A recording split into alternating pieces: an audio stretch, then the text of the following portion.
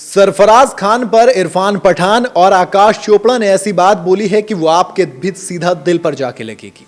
ऐसे सवाल पूछे हैं कि आप भी अपना दिमाग कुरेदने पर मजबूर हो जाएंगे। हैदराबाद में इंडिया वर्सेस इंग्लैंड के बीच पहला टेस्ट खेला गया।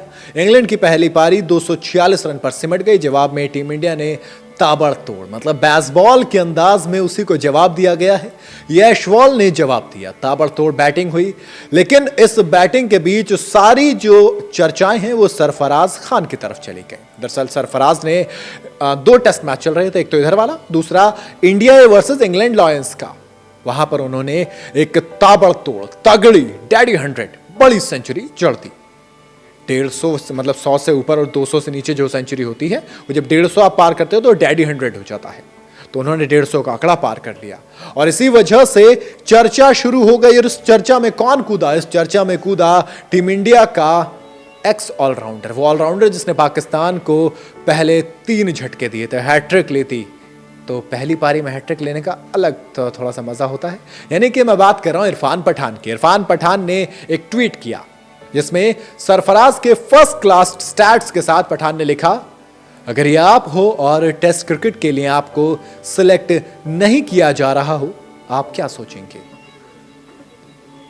उन्होंने आंकड़े दिखाए। आंकड़े ऐसे थे कि हर कोई कहेगा कि यार शानदार आंकड़े हैं, इसको तो टीम इंडिया में होना चाहिए। लेकिन सवाल उन्होंने इसी को लेकर पूछा। उन्होंने कहा कि अगर ये आपके आंकड़े हैं तो आप सोचिए कि क्या सोचेंगे।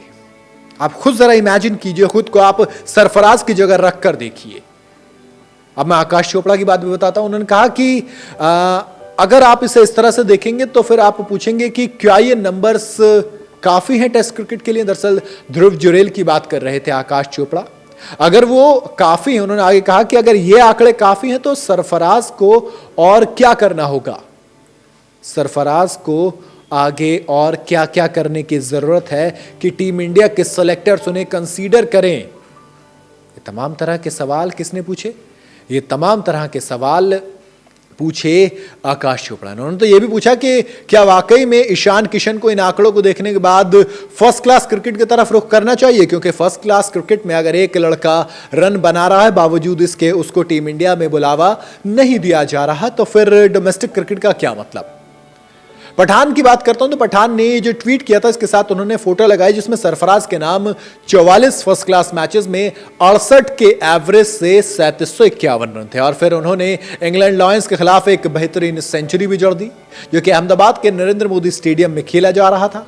2 अनऑफिशियल टेस्ट मैच की सीरीज का दूसरा मैच यहां पर खेला जा रहा है जिसमें सरफराज ने पहली पारी में महज 85 ओवर में 364 रन जो इंडिया ने बनाए उसमें शतक जड़ा। हालांकि शतक तो देवदत्त पडिक्कल ने भी जड़ा, लेकिन सरफराज ने एक ताबड़तोड़ 166 रन की पारी खेली, जिसके बाद लोगों ने सवाल पूछे कि यार इरफान पठान ने जो कहा वो बात सही है, क्योंकि विराट कोहली के बाहर जाने के बाद अब चांसेस थे कि नंबर 4 पर फाइनली इंडिया को अब याद आएगा सरफराज, लेकिन नहीं आया। सरफराज याद फिर नहीं आया और फिर सवाल किया गया कि भैया सरफराज की गलती क्या है? क्या उन्हें भूल जाना चाहिए कि उनको कभी बुलावा आएगा? उन्हें फर्स्ट क्लास क्रिकेट को छोड़ देना चाहिए? क्योंकि टीम इंडिया को लगता है भरोसा नहीं है। पर आखिर में जाते हैं तो सिर्फ इतना ही कहूंगा कि भरोसा करके देखो, सरफराज धोखा नहीं देगा।